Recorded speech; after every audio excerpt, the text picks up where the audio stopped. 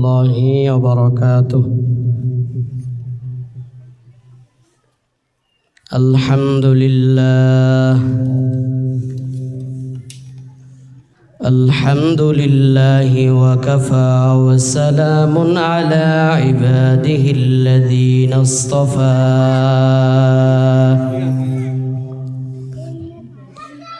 أما بعد فأعوذ بالله من الشيطان الرجيم.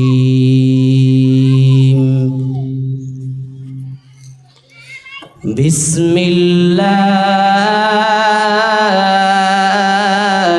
الرحمن الرحيم. এই বাচ্চাগুলোকে একটু সামনে সরাই দেন। يا أيها الذين آمنوا استعينوا بالصبر والصلاة إن الله مع الصابرين.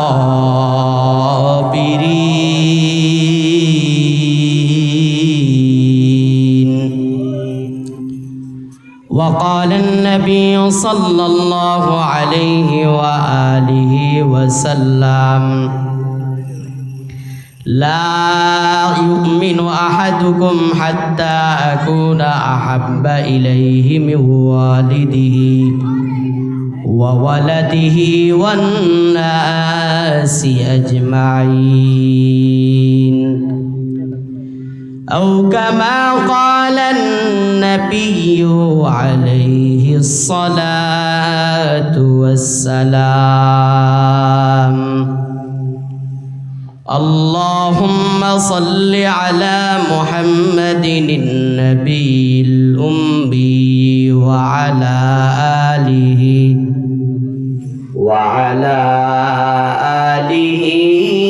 وسلم تسليما.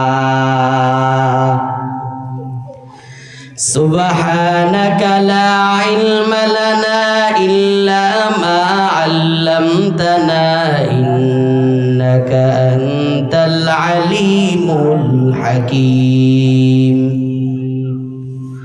رب اشرح لي صدري ويسر لي أمري واحلل عقدة من لساني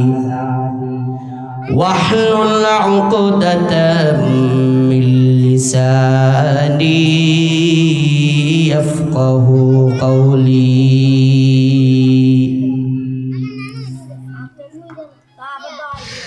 मैं दुरू मजबूर हो ऐ सैयद आलम,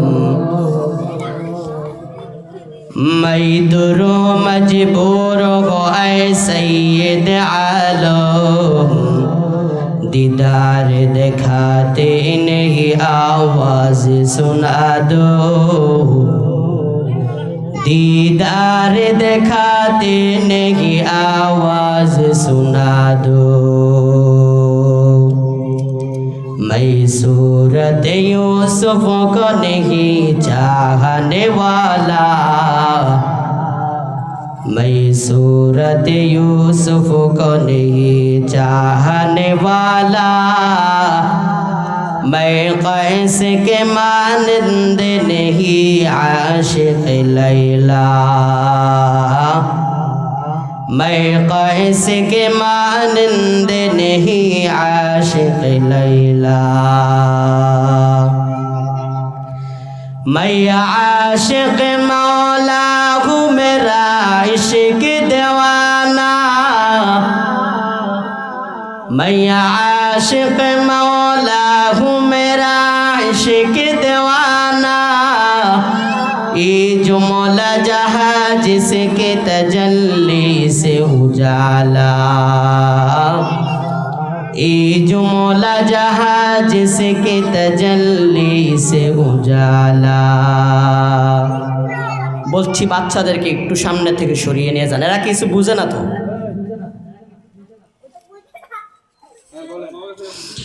আল্লাহ তাআলার দরবারে লাখ কোটি শুকর ও সুজুদ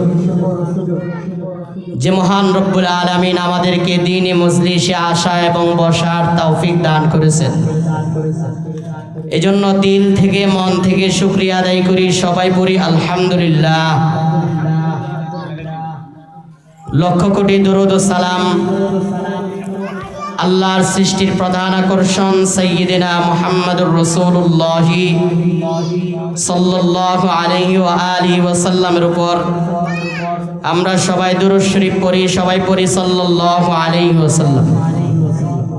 আল্লাহ পাক যেন আমাদের দুরূদখানা রাসূলের রওজা মোবারকে পৌঁছিয়ে দেন, আমরা সবাই পড়ি আমিন।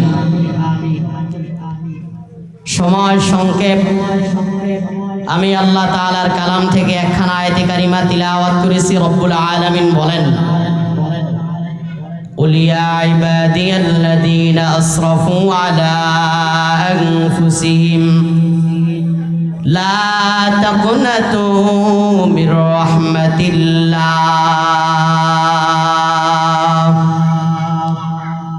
আল্লাহ তাআলা বলেন, কুল হে রাসূল আপনি দুনিয়ার মানুষকে জানিয়ে দেন, ইয়া ইবাদি, হে আমার প্রিয় বান্দা বান্দীরা, আল্লাযীনা আসরাফু আলা আনফুসিহিম লা তাকনাতু মির রাহমাতিল্লাহ। আল্লাহ পাক রব্বুল আলামিন বলেন, ইয়া ইবাদি, হে আমার প্রিয় বান্দা বান্দিরা, আল্লাযীনা আসরাফু আলা আনফুসিহিম, তোমরা যারা নিজেদের নফসের উপরে জুলুম করেছো, লা তাকনাতু মির রাহমাতিল্লাহ। আল্লাহ পাক রব্বুল আলামিন বলেন, আমি আল্লাহর রহমত থেকে তোমরা নৈরাশ হয়ে যাও না। ইন্নাল্লাহা ইয়াগফিরুয যুনুবা জামিআ। আল্লাহ পাক রব্বুল আলামিন বলেন, কেননা আমি আল্লাহ তাআলা তোমাদের জীবনের সমস্ত গুনাহগুলো মাফ করে দিব। ইন্নাহু হুয়াল গফুরুর রহিম।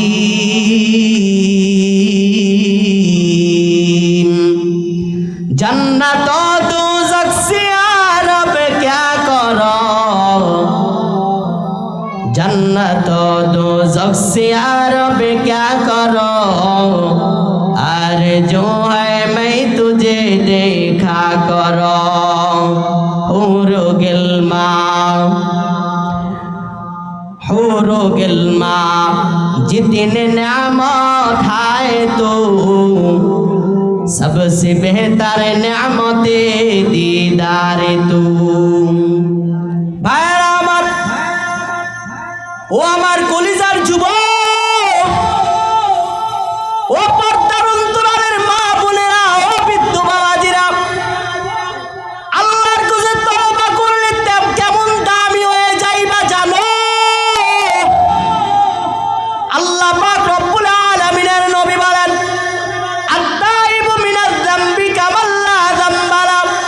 পয়গম্বর বলেন, উম্মতের দল যারা আল্লাহর কাছে বেশি বেশি করে তওবা করে এদের কত দাম।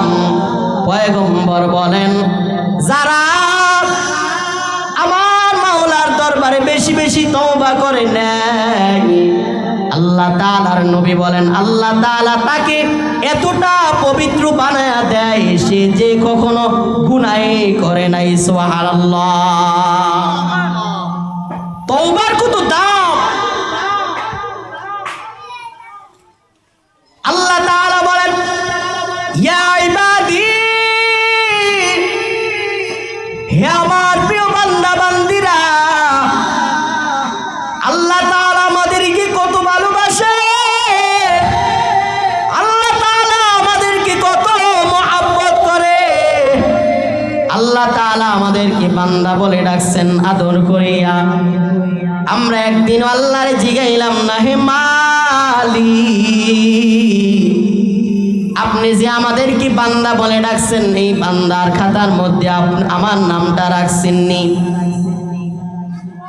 কারণ আমার দ্বারা তো অন্যায় হয়। ও আল্লাহ, আপনি আমার নামটা আবার আপনার প্রিয় বান্দাদের খাতার মধ্যে রাখছেননি। ও নবীর উম্মতের দল, কারণ আমরা এত অন্যায় করি যে অন্যায়ের খবর আমার মা জানে না। জানে? কথা কোন জানে? জানে না। আমরা এত অন্যায় করার পর আল্লাহ তাআলা রাগ করিয়া পানিও বন্ধ করেন নাই, বাতাসও বন্ধ করে নাই। আমরা এত অন্যায় করি, যদি অন্যায়ের খবর মা জানতো সন্তান বলে পরিচয় দিত না। যদি অন্যায়ের খবর সন্তান জানতো বাবা বলে পরিচয় দিত না। যদি অন্যায়ের খবর স্ত্রী জানতো স্বামী বলে পরিচয় দিত না।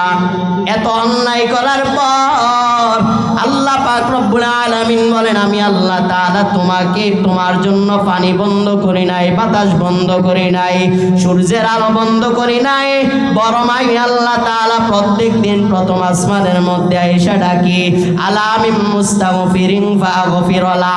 কার সন্তানের কার গুণ হয়ে গেছে, আমি আল্লাহ তাআলার দরবারে বেশি বেশি করে চাও। কার সন্তানের দরকার, কার রিজিকের দরকার, সব কিছু আল্লাহ তাআলার দরবারে চাও। আল্লাহ পাকের বান্দা, আমরা মানুষের কাছে যতবার চাই, এই চাওয়াটা যদি আল্লাহর কাছে হইতো তাহলে কবেই পেয়ে যাইতাম। আল্লাহ পাকের বান্দারা, আল্লাহ পাক রব্বুল আলামিন তো দেওয়ার জন্য প্রত্যেক দিন প্রথম আসমানের মধ্যে আয়েশা ডাকে। আমরা তো ঘুমায়া থাকি, আল্লাহ তাআলা আমাদেরকে দেওয়ার জন্য ডাকে, কিন্তু আমরা নেই না। আল্লাহ পাকের বান্দারা, দুনিয়ার মানুষের কাছে একবার চাইলে দুনিয়ার মানুষ দেয়, দুইবার চাইলে দুনিয়ার মানুষ দেয়, তিনবার চাইলে দুনিয়ার মানুষ দেয়, চারবারের সময় মানুষ ধমক দিয়া তাড়ায়া দেয়। আল্লাহ পাকের বান্দারা, ও নবীর উম্মতের দল, এই চাওয়াটা যদি আমরা আল্লাহর কাছে চাইতাম তাহলে কবে পেয়ে যাইতাম। অথচ রাসূল হাদিসের মধ্যে বলেন, আল্লাহ রাসূল বলেন, মাল্লাম ইয়াসআলিল্লাহ ইয়াগদাবু আলাইহি। পয়গম্বর বলেন, উম্মতের দল,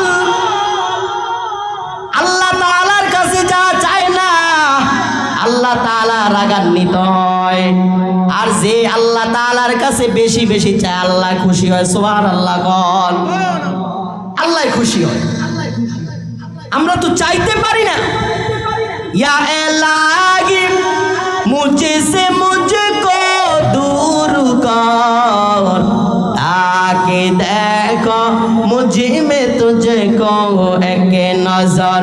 ইয়া ইলাহি তু মেরা রহমান গয়া, ইলাহি তু মেরা সত্তার হ্যায়। এর যুবক আল্লাহর গোলাম, ভালো করে শুনো, গুনাহ থেকে বেঁচে থাকবা। আল্লাহ পাকের বান্দারা, যে ব্যক্তি গুনাহ করে না, ও নবীর উম্মতের দলেরা, যে ব্যক্তি গুনাহ করে না এবং গুনাহ থেকে গুনাহ হয়ে গেলে তওবা করতে দেরি করে না, সে হচ্ছে মুত্তাকি।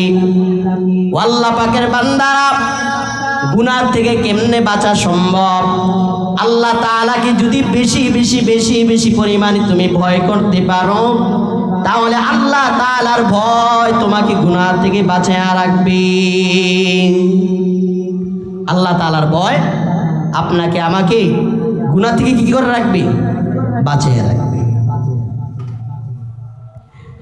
আল্লাহ তাআলার ভয় এটা কেমন? আল্লাহ পাকের বান্দা, উস্তাদের সামনে ছাত্ররা অন্যায় করে না কেন ভয়? উস্তাদ আমাকে মার দিবে জন্য অন্যায় করে না। মা বাবার সামনে সন্তান অন্যায় করে না কেন ভয়? ও নবীর উম্মতের দলেরা পীরের সামনে মুরিদ অন্যায় করে না কেন ভয়?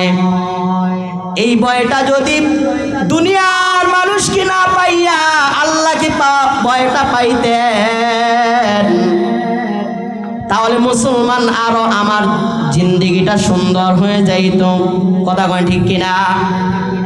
আল্লাহর ভয় যদি আমাদের ভিতরে থাকে তাহলে আমরা আর গুনাহ করতে পারবো।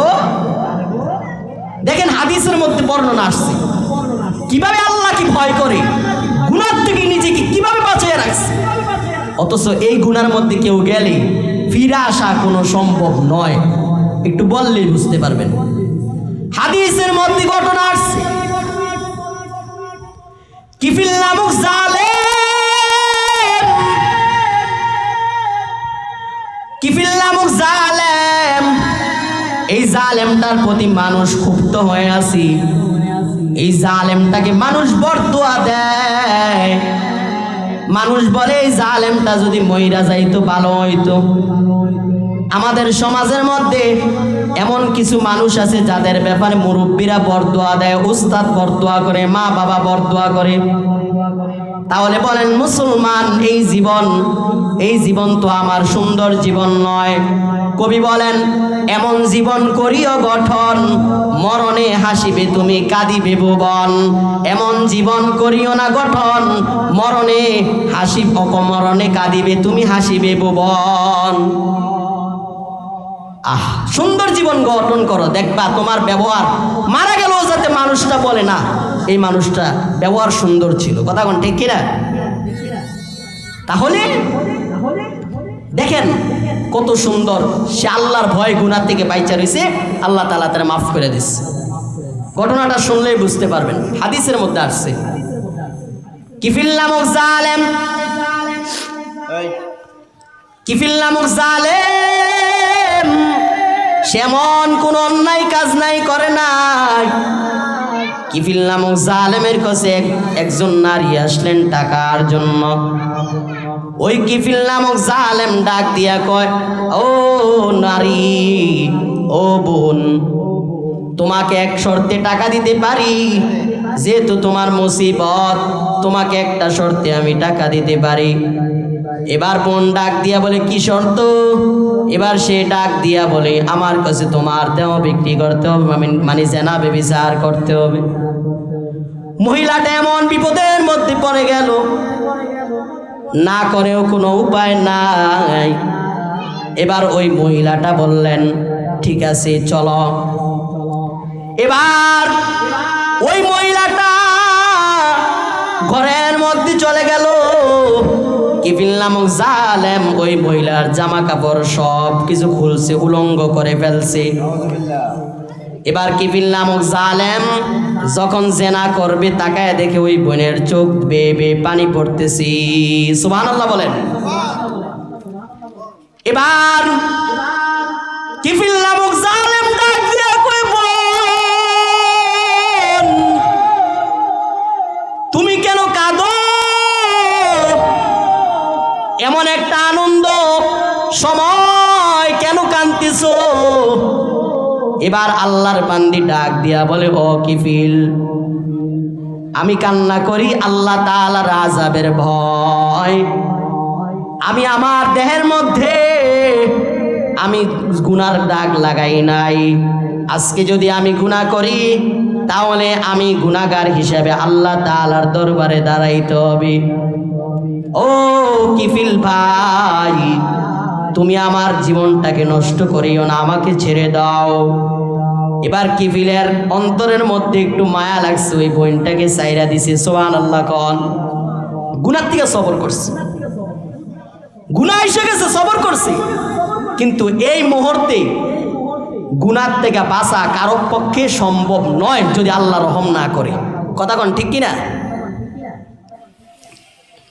এবার কিফিল নামক জালেম যখন ওই বোনটাকে ছাইরা দিছে, এবার জালেম ডাক দিয়া কয়, বোন যাও, তোমাকে ছাইরা দিলাম, টাকাগুলা দান করে দিলাম, আর দেওয়া লাগবে না। ওই রাত্রে কিফিল নামক জালেমের মৃত্যু হয়ে যায়। এবার মুসলমান এলাকার মানুষ টের পাইছে কিফিল নামক জালেমের মৃত্যু হয়ে গেছে। এবার কি করলেন?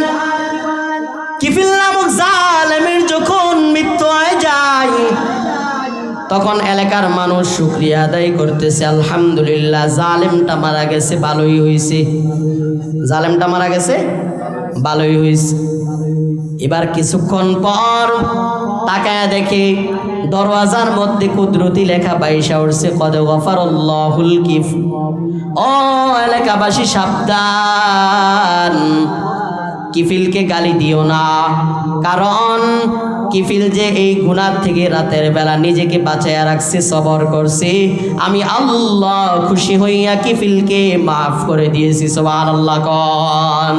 ইয়া ইলাহি তু মেরা মাবুদ है, या इलाही तू मेरा माशूक है, या इलाही मुझसे मुझको दूर कर, ताकि देखो मुझे में तुझको एक नजर। গুনাহ থেকে বাঁচার আরেকটা পদ্ধতি আছে, সেটা হলো নামাজ।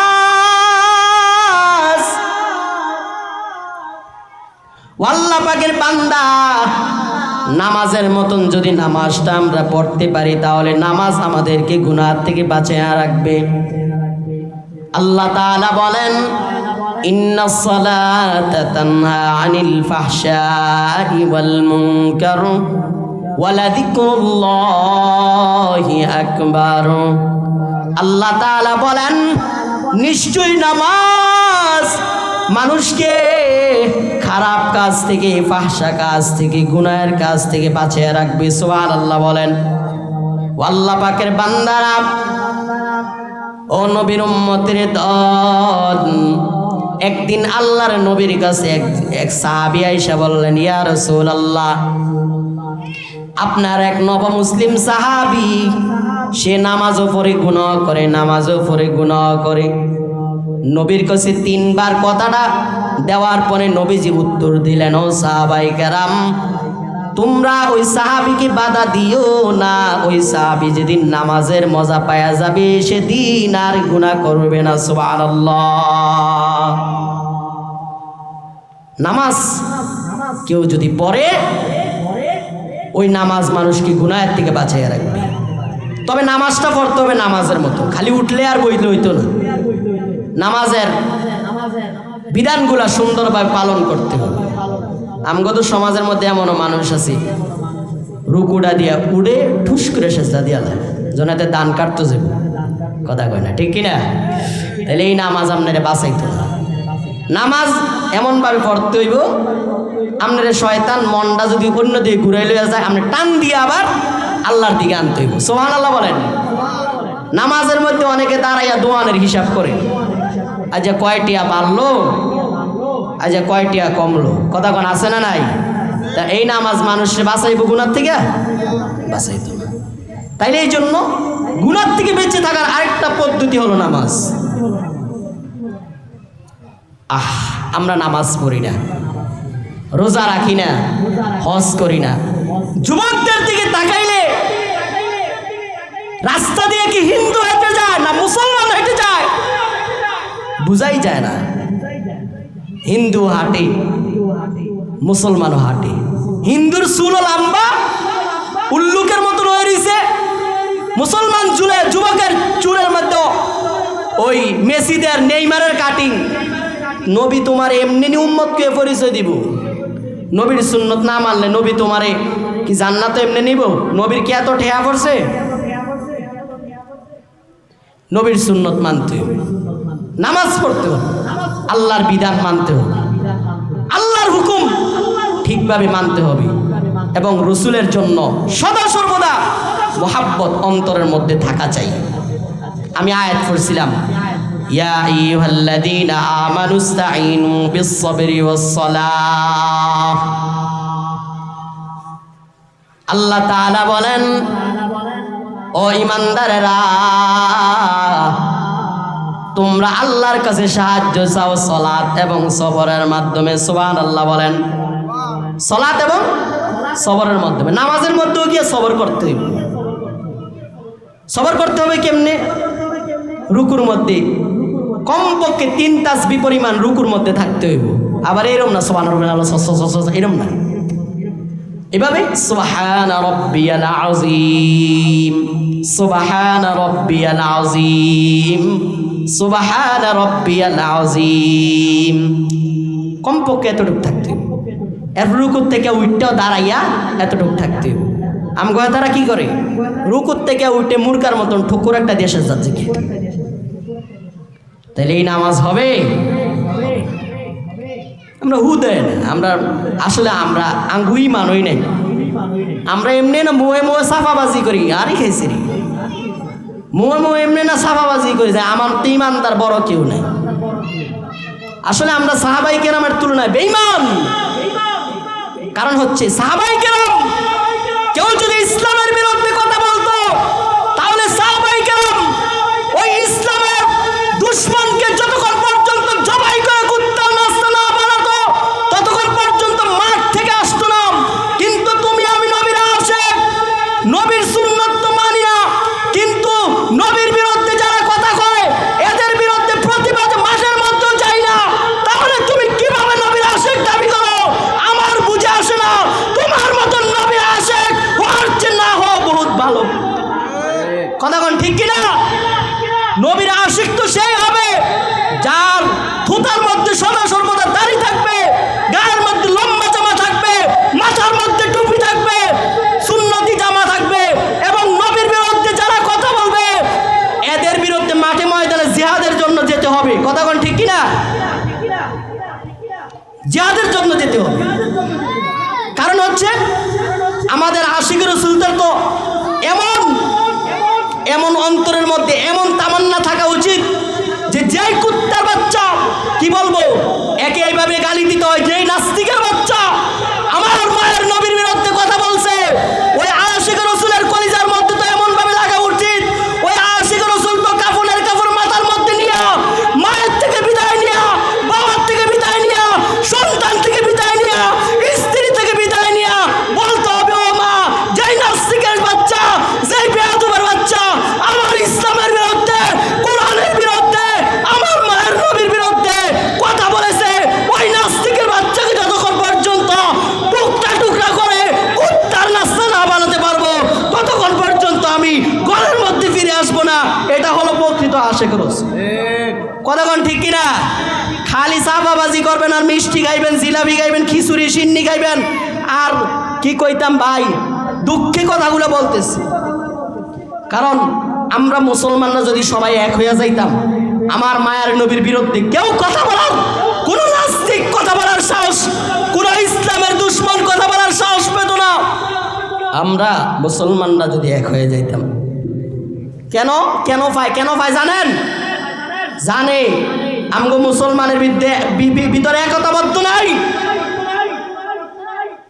আমরা ফিডাফিডি করি, এই দল এই দল এই দল এই দল ফিডাফিডি করি। আর মিয়া এই দল এই দল লাগেন না, আগে নবীর ইজ্জত বাঁচান, আগে নবীর ইজ্জত বাঁচান। আমনের অন্তরের মধ্যে মোহাব্বত আমনের বউয়ের বেশি না নবীর বেশি? ওই মাঠও গেলে দেখা যায় যারা প্রকৃত রাসূলের আশিক এরা মাঠে ময়দানে থাকে, আর যারা সাফাবাজি করে এরা বাইক বয়ে বয়ে টিভি চায় গরুর গোশত খায়। কথা কোন ঠিক কিনা? তাহলে আমাদের প্রকৃত আশিক হতে হবে। রাসূল তো বলেছেন লা ইউমিনু আহাদুকুম হাত্তা আকুনা আহাব্বা ইলাইহি মিন ওয়ালিদিহি ওয়া ওয়ালাদিহি ওয়ান নাসি আজমাইন। পয়গম্বর বলেন উম্মতের দল ততক্ষণ পর্যন্ত তোমরা মুমিন হতে পারবা না যতক্ষণ পর্যন্ত তোমার সন্তান, তোমার সম্পদ, তোমার মা বাবা, তোমার স্ত্রী এবং তোমার জীবনের চাইতে যতক্ষণ পর্যন্ত নবীকে বেশি ভালোবাসতে না পারবা ততক্ষণ পর্যন্ত তুমি কামেল মুমিন হতে পারবা না। হযরত ওমর রাদিয়াল্লাহু তাআলা আনহুকে নবী বললেন, ওমর তুমি আমাকে কেমন ভালোবাসো? ওমর বলে, পয়গম্বর আমি আপনাকে আমার সন্তান, আমার সম্পদ, আমার স্ত্রী সব কিছু থেকে আপনাকে বেশি ভালোবাসি। নবী বললেন, ওমর তুমি এখনো পর্যন্ত কামেল মুমিন হতে পারো নাই। ওমর বলেন, ইয়া রাসূলুল্লাহ আমি কিভাবে কামেল মুমিন হব? এবার নবী বলেন, ও ওমর তুমি কামেল মুমিন হতে পারবা। বলে কেমনে? বলে তোমার সন্তান, তোমার সম্পদ, তোমার মা বাবা, তোমার স্ত্রী এবং কি তোমার জীবনের চাইতো যতক্ষণ পর্যন্ত আমি নবীকে বেশি ভালোবাসতে না পারবা ততক্ষণ পর্যন্ত তুমি কামেল মুমিন হতে পারবা না। ওমর বলি, ইয়া রাসূলুল্লাহ আমার সম্পদ, আমার সন্তান, আমার জীবনের চাইতেও বেশি আপনাকে বেশি ভালোবাসি, আমার জীবনের চাইতেও বেশি আপনাকে ভালোবাসি। ভাইয়েরা আমার, তাহলে প্রথম কি বলেছিলাম? এক নম্বরে তওবা করব, বেশি বেশি আল্লাহর কাছে তওবা করব। আমাদের গুনাহ হয়, হাঁটতে চলতে উঠতে বসতে আমরা গুনাহ করি, বেশি বেশি করে তওবা করব এবং নামাজগুলা ঠিকভাবে আদায় করব এবং নবীর বিরুদ্ধে যারা কথা বলবে এদের বিরুদ্ধে রুখে দাঁড়াবো জিহাদের ময়দানের মধ্যে গিয়ে, দরকার হলে নিজের কল্লা চলে যাক। এই জন্য আমাদের জীবনটা যেন আল্লাহ তাআলা ইসলামের প্রতি, এই কল্যাণের যেন আল্লাহ ইসলামের প্রতি কবুল করে। আমরা সবাই পড়ি আমিন। ওয়া মা আলাইনা ইল্লাল বালাগ। আসসালামু আলাইকুম ওয়া রাহমাতুল্লাহি ওয়া বারাকাতুহু।